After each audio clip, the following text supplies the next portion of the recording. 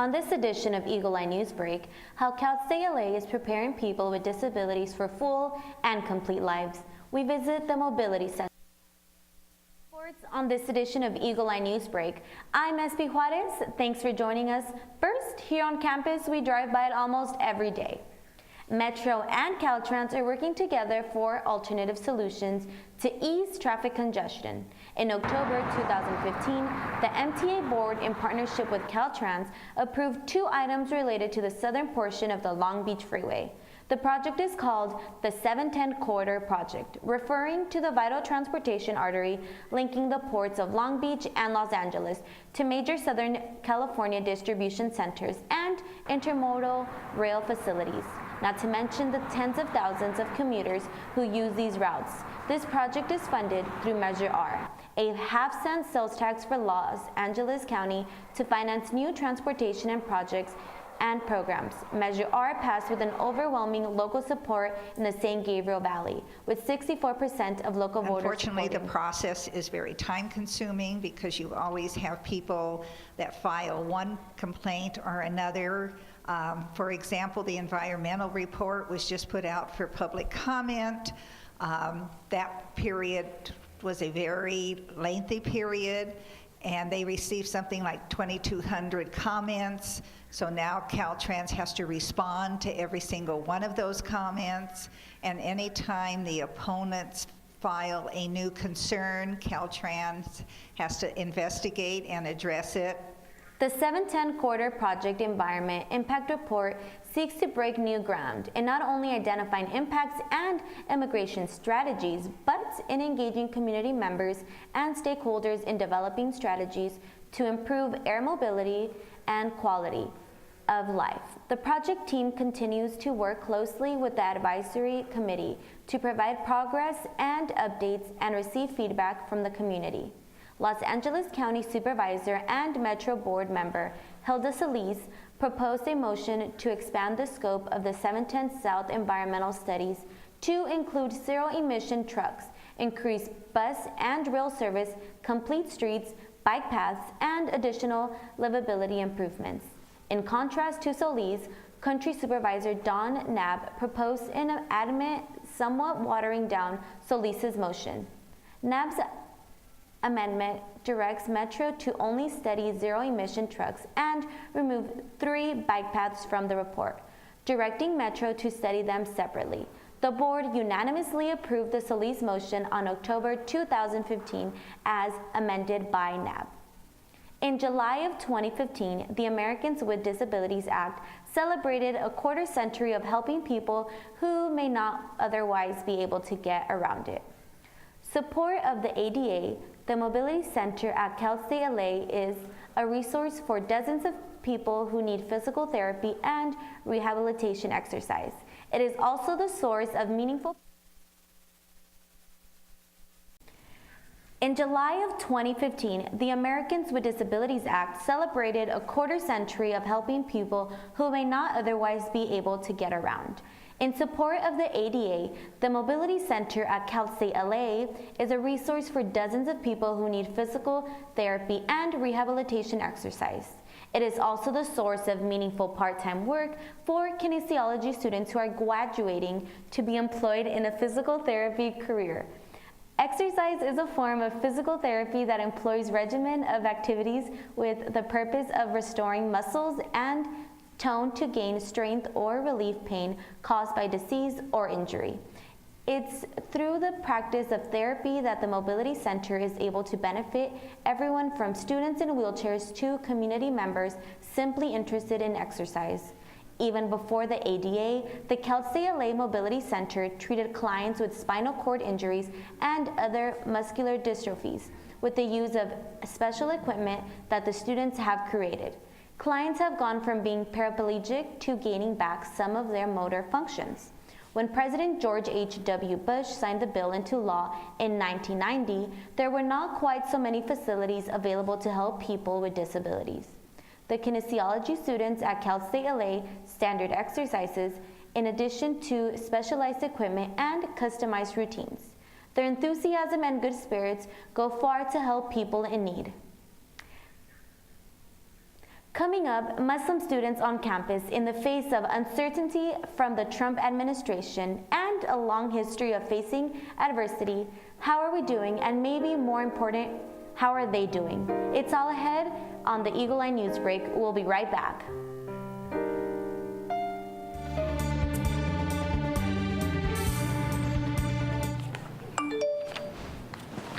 Do I stay here?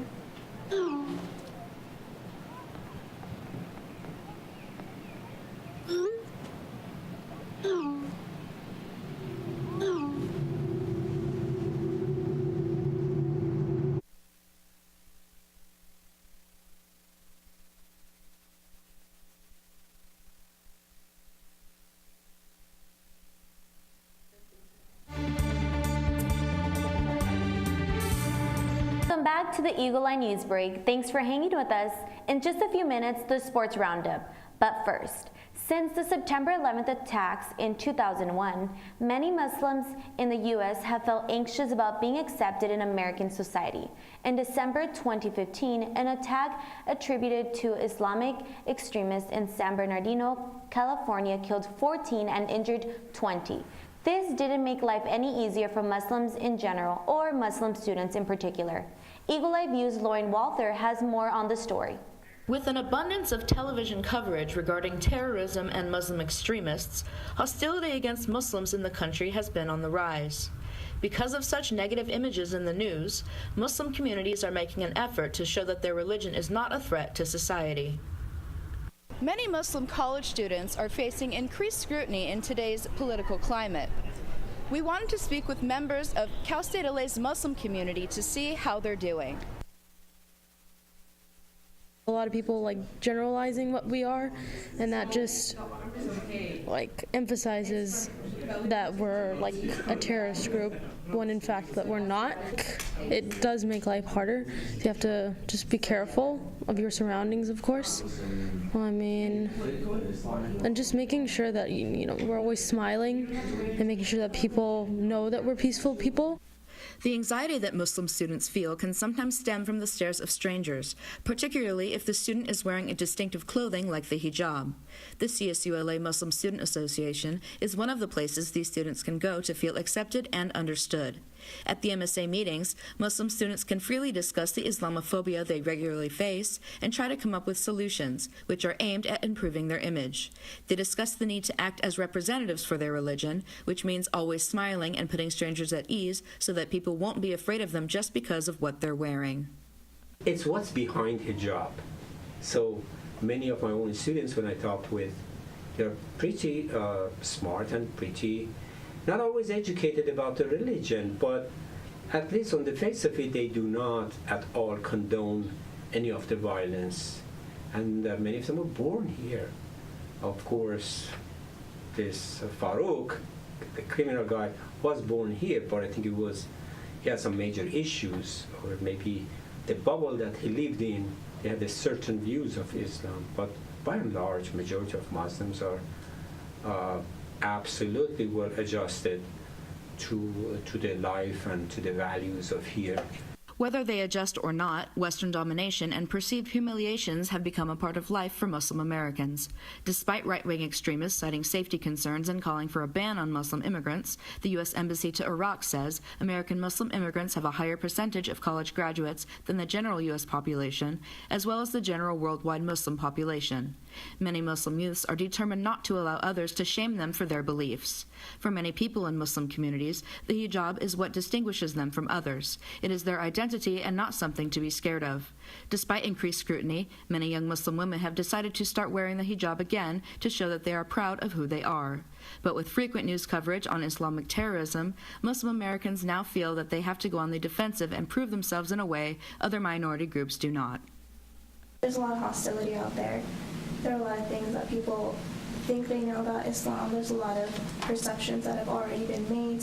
So I think you just learn through time that it's your job as a Muslim to spread that knowledge. And this is your purpose of life.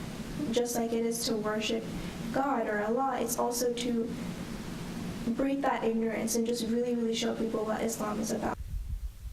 Often, Muslim American parents make an effort to teach their children that the Muslim terrorists they see on TV are not representative of what a Muslim is supposed to be, and that they are just the bad guys. Although many Muslim students have faced some form of harassment, they are finding the strength to unite and overcome discrimination. The future for these determined students seems bright. Reporting from Cal State LA in East Los Angeles, this is Lauren Walther for Eagle Eye View. After the terror attacks in California's Inland Empire, a group called Muslims United for San Bernardino were able to raise over $100,000 from donors across the country. Muslim Americans are realizing that simply achieving academic and financial success are not enough to be accepted in American society, and that they must actively portray themselves in a positive light while reaching out to others across the country. Cal State LA's women's tennis team celebrated Family Day on February 24th with free pizza. The women's team beat Holy Names 8-1, sweeping the doubles match and winning 5 out of 6 singles. The same evening, the men's baseball team faced the San Bernardino Coyotes. The Eagles gave up 10 runs early in the game and never recovered, losing the game 13-3. Women's basketball played their final on February 25th. The Golden Eagles squeaked by the San Marcos Cougars 68-66. Samantha Lee led the team with 14 points, shooting 50% from the field, and was honored for senior night. After the women's game, the men's basketball team took the court and honored 6 seniors. The Golden Eagles topped 100 points as they held off the Cougars 101-99. Jordan Wilson was aggressive all night, leading the team with 26 points and 5 assists. The men's team entered the CCAA tournament as the 7th seed and travels north to take on the 2nd seed, San Francisco State. Both women's and men's basketball play the first round of the tournament on February 28th. That's going to do it for us today on Eagle Eye Newsbreak. We try to keep you up to speed on what's happening here on campus and in our community. Thanks for taking the time to watch. I'm SB Juarez. Take care.